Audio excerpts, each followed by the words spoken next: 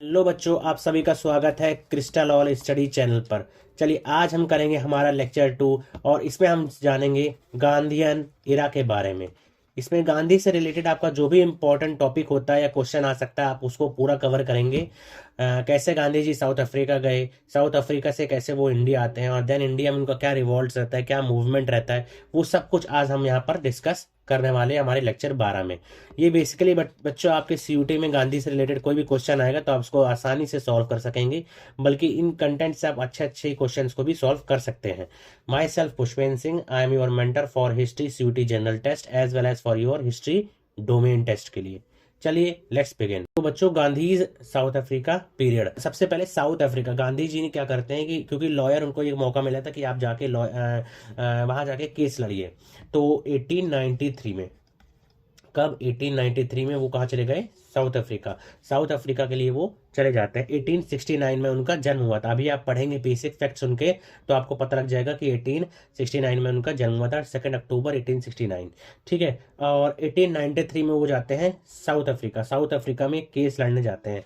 फिर वहां पर क्या करते हैं वो लोग, नटल इंडियन कांग्रेस को फॉर्म करते हैं। नटल इंडियन कांग्रेस को, बेटा इसमें क्या था कि एक तरह की ऑर्गेनाइजेशन थी जहां पर जो भी इंडियंस के जैसे इश्यूज हो गए वो सब हो गया, तो उसको ऑर्गेनाइज करने का एक तरीका था ये गांधी जी का, नटल इंडियन कांग्रेस। फिर 1899 में क्या करते हैं कि इंडियन एम्बुलेंस कॉप्स वो स्टेब्लिश करते हैं जो कि हेल्प करेगा ड्यूरिंग बोर्स वॉर। जो वॉर चल रही थी, जो मरीज थे उनके लिए वो इंडियन एम्बुलेंस कॉप करके स्टार्ट करा जाता है।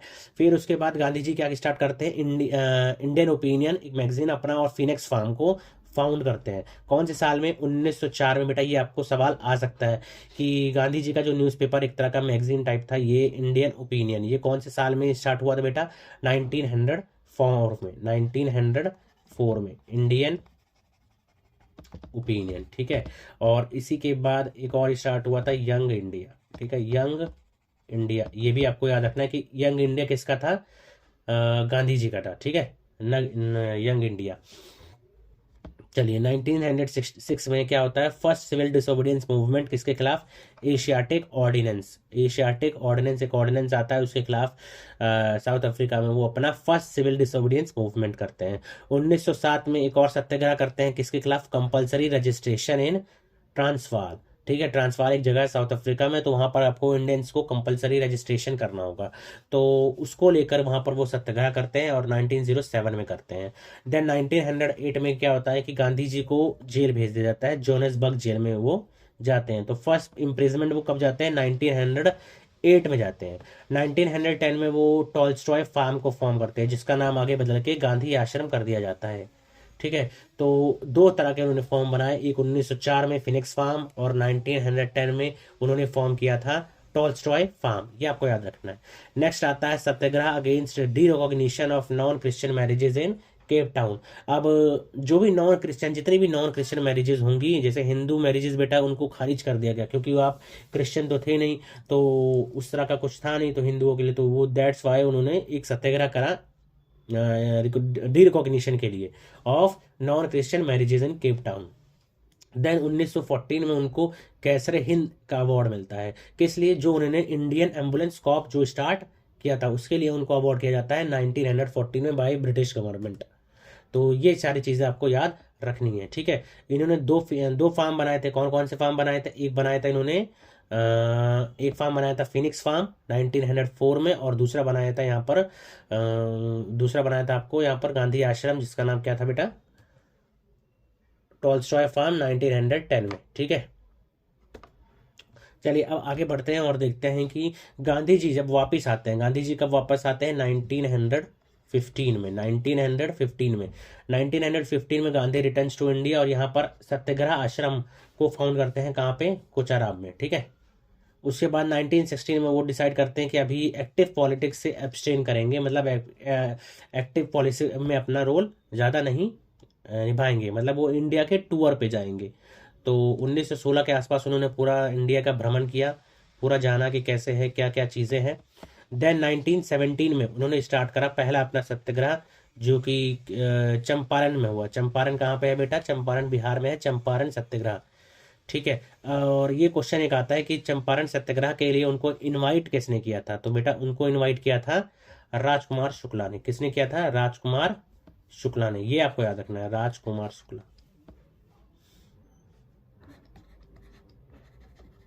राजकुमार, ठीक है, शुक्ला। चलिए, इसके बाद आता है 1980 में क्या करते हैं वो? खेड़ा अपराइजिंग करते हैं, खेड़ा, ठीक है, खेड़ा सत्याग्रह। फिर उसी के साथ साथ और अहमदाबाद टेक्सटाइल वर्कर्स के लिए जो स्ट्राइक होते हैं उसमें भी 1918 में। तीनों आपको याद रखना है बेटा।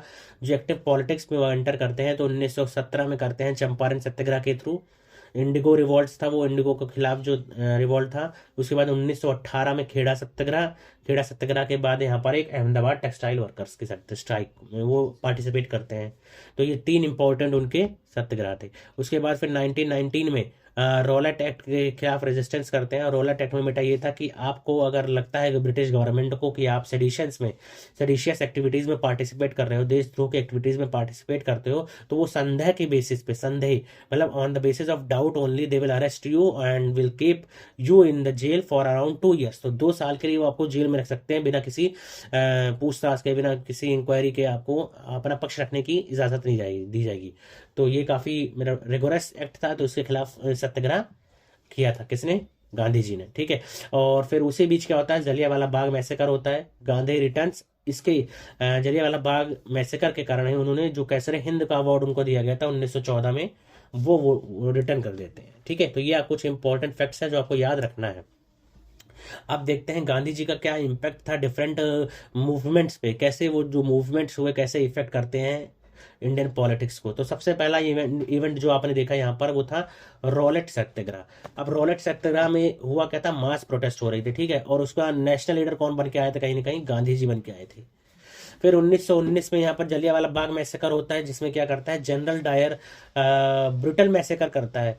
तो इसके कारण कहीं ना कहीं गांधी जी ने कैसर हिंद का टाइटल वापस कर दिया था। तो ये आपको याद रखना है बेटा, ज्यादा से ज्यादा आपसे यही पूछेगा जलियांवाला बाग मैसेकर कौन से साल में हुआ था? 1919 में हुआ था। और अभी हम गांधी पढ़ रहे हैं तो गांधी से रिलेटेड सारी चीजें होंगी।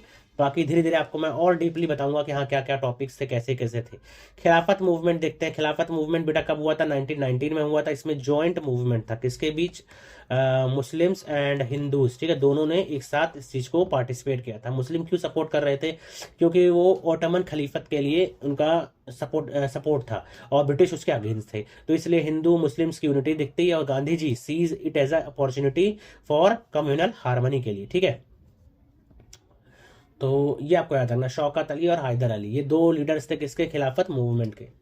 चलिए नेक्स्ट क्वेश्चन, नेक्स्ट आता है हमारा पॉइंट जो आता है नॉन कॉपरेशन मूवमेंट को। अब नॉन कॉपरेशन मूवमेंट चलता है बेटा 1920 से 22 के बीच। तो गांधी जी का इसमें बहुत बड़ा बेटा सबसे इम्पोर्टेंट अगर पहला कोई आप मानेंगे मूवमेंट था तो वो नॉन कॉपरेशन मूवमेंट था, ठीक है। और उसमें जो मास पार्टिसिपेशन आपको देखने को मिलेगा, मास पार्टिसिपेशन आपको बहुत ज्यादा देखने को मिलेगा। इसको बेटा वापस कर लिया जाता है इस मूवमेंट को, क्योंकि चौरी चौरा इंसिडेंट होता है। चौरी चौरा इंसिडेंट बेटा फरवरी 1922 को होता है। ये सवाल आपको आ सकता है कि चौरी चौरा इंसिडेंट कब हुआ था और क्यों? इसके बाद ही नॉन कॉपरेशन मूवमेंट को गांधी जी ने वापस ले लिया था। तो ये आपको चीजें याद रखनी है।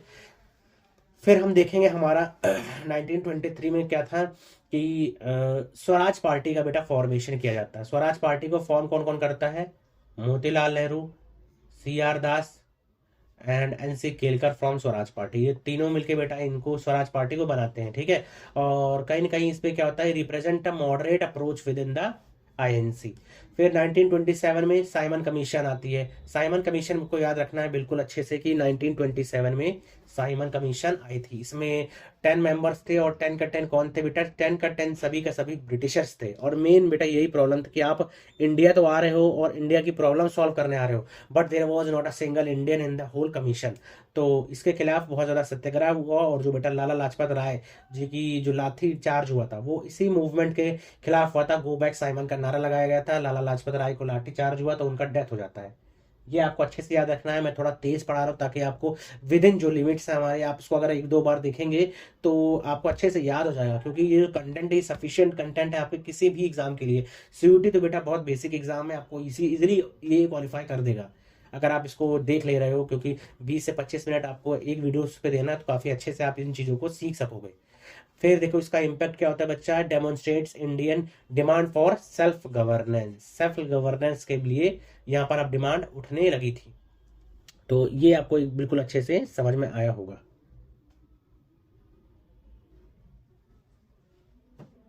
चलिए अब हम आगे देखते हैं। हमारा अगला है गांधीज इम्पैक्ट इन इंडिया में जो नेहरू रिपोर्ट। अब नेहरू रिपोर्ट बेटा आती है 1928 में।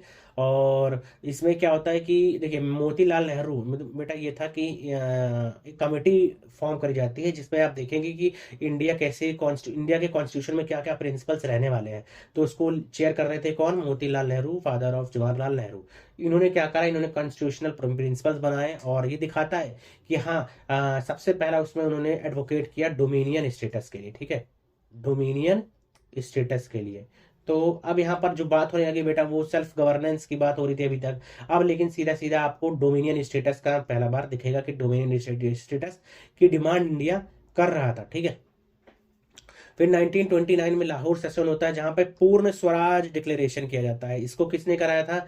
मेन इसमें जो यंग लीडर थे जैसे सुभाष चंद्र बोस, जवाहरलाल नेहरू, उनका इंपॉर्टेंट रोल था 1929 में लाहौर सेशन। बेटा बहुत इंपॉर्टेंट सेशन है, इसको आप मार कर लीजिए कि 1929 में लाहौर का सेशन हुआ था, पूर्ण स्वराज की डिमांड करी गई थी। ठीक है, INC declares complete independence, marks a shift word a more assertive demand for freedom. Freedom के लिए यहाँ पर ज्यादा डिमांडिंग हो गया था। 1930 में बेटा दांडी मार्च होता है, गांधी जी इसको लीड कर रहे होते हैं। सिंबॉलिक मार्च अगेंस्ट सॉल्ट मोनोपोली। ब्रिटिश ने बेटा निकाल दिया था कि आप जाके अकेले बीचेस पे सॉल्ट को नहीं बना सकोगे, तो गांधी जी ने दांडी मार्च किया। ठीक है, दांडी मार्च साबरमती आश्रम से दांडी तक हो गए और दांडी में जाके उन्होंने सॉल्ट लॉ को ब्रेक किया था। ये जो सॉल्ट लॉ बनाया गया था कि कोई इंडिविजुअल आप नहीं बना पाओगे, तो उसको गांधी जी ने ब्रेक वहां जाके सॉल्ट को उठाया और उसको ब्रेक किया। इससे क्या हुआ बेटा, कहीं ना कहीं इसने गैल्वनाइज मासेस करा और ये बेटा ये सिविल डिसोबीडियंस मूवमेंट में सबसे इंपॉर्टेंट रोल रहा। ठीक है, ये आपको अच्छे से याद करना। और इसमें वुमेन्स ने अच्छे से पार्टिसिपेट भी किया था, तो काफी लार्ज स्केल पर ये पार्टिसिपेशन इसमें लोगों ने अपना दिखाया था। तो चलिए अब आगे बढ़ते हैं थोड़ा। नेक्स्ट हमारा आता है गांधी इरविन पैक्ट के बारे में। गांधी इरविन पैक्ट के बारे में देखिए आपको ये चीज समझना होगा कि गांधी और इरविन उस समय तक ये क्लियर हो चुका था इंडिया में अगर वन ऑफ द कोई बड़ा लीडर है तो वो गांधी जी थे। ठीक है, तो अब इरविन पे भी प्रेशर आ रहा था कि वहां पर सेकंड राउंड टेबल कॉन्फ्रेंस चल रही है, लेकिन Gandhi ji INC was not ready to participate in those 3 round table conferences. तो क्या होता है कि 3 तो बेटा नहीं था पहले, लेकिन हाँ राउंड टेबल कॉन्फ्रेंस चल रही थी, तो पहले राउंड टेबल कॉन्फ्रेंस में गए नहीं थे। ठीक है, आईएनसी वहां पर नहीं थी, तो अब वहां प्रेशर आने लगा बेटा। तो इरविन और गांधी जी के बीच ये पैक्ट होता है। पहला उसमें क्या था इवेंट बेटा कि टेम्पोररी आप होल्ड करोगे किस चीज को? सिविल डिसोबीडियंस मूवमेंट को। ठीक है, सिविल डिसोबीडियंस मूवमेंट को। एक सेकंड बेटा, आप लोग क्या करोगे? सिविल डिसोबीडियंस को हॉल्ट करोगे। एंड देन इसके बाद क्या होता है डिसीजन कि हम लोग सेकेंड राउंड टेबल कॉन्फ्रेंस को क्या करेंगे बच्चा? उसको हम लोग अटेंड करेंगे। कौन हम लोग बेटा? यहाँ पर आईएनसी। ठीक है, कौन करेगा पार्टी इसमें? आईएनसी। उसके बाद बेटा 1932 में क्या होता है कि कम्युनल अवार्ड होता है। कम्युनल अवार्ड क्या था? पूना पैक्ट। इसमें ये था कि सेपरेट इलेक्टोरेट को ये अनाउंस करते हैं। ठीक है, प्राइम मिनिस्टर मैकडोनल्ड क्या करते हैं, गेम खेलते हैं बेटा ये कि ये सेपरेट इलेक्टोरेट्स अनाउंस कर देते हैं सभी के लिए। अभी तक मुस्लिम्स के लिए था, लेकिन फिर अब क्या होता है कि बेटा हिंदूज में भी सेपरेट इलेक्टोरेट की बात होने लगी थी। तो गांधी जी बेटा क्या करते हैं? Gandhi ji fast unto death कर लेते हैं। ठीक है, यरवदा जेल में। इस समय बेटा वो कौन सी जेल में बंद थे? यरवदा जेल, ये आपको याद रखना है, यरवदा जेल में। ठीक है, और फिर क्या होता है अंबेडकर जी और गांधी जी के बीच पैक्ट होता है, पूना पैक्ट, जिसमें दे एग्री कि हाँ हम लोग जॉइंट इलेक्टोरेट ही रखेंगे हिंदूज में। तो ये एक छोटा सा आपको बेसिक था, आपको अभी और डीपली पढ़ाया जाएगा, लेकिन आपको याद रखना है पूना पैक्ट कब आया था? 1932 में। कम्युनल अवार्ड कब आया था? 1932 में। प्राइम मिनिस्टर मैकडोनल्ड ने। गांधी इरविन पैक्ट 1931 में हुआ था। ठीक है, ये सारी चीजें आपको याद रखनी है। और बेटा गवर्नमेंट ऑफ इंडिया एक्ट आया था 1935 में। इसको नेहरू ने कैसे क्या बोला था बेटा? क्रिटिसाइज करते हुए बोला था कि ये चार्टर ऑफ स्लेवरी है। क्या है बेटा? Charter of slavery, charter of slavery. ठीक है, ये आपको याद रखना, चार्टर ऑफ स्लेवरी। किसने बोला था? नेहरू जी ने बोला था, जवाहरलाल नेहरू ने। ठीक है, किस चीज को लेके? गवर्नमेंट ऑफ इंडिया एक्ट 1935 को लेके।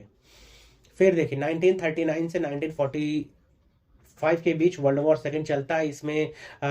इसमें क्या करते हैं कि ब्रिटिशर्स बेटा वो इंडिया को इन्वॉल्व कर लेते हैं इस वॉर में विदाउट इंडियंस के कंसल्टेशन के। तो इसके कारण ये बेटा बहुत ज़्यादा लगता है कि हाँ ये तो गलत चीज़ थी। तो Gandhi ji demanded immediate end to the British rule. ठीक है, इन्होंने इमीडिएट एंड की डिमांड करा था। नेक्स्ट आता है बेटा 1942 में quit India movement. It was a mass protest demanding true an end to the British rule. तो इसमें डिमांड क्या थी कि ब्रिटिश भारत छोड़ो, ठीक है, भारत छोड़ो आंदोलन, क्विट इंडिया मूवमेंट एंड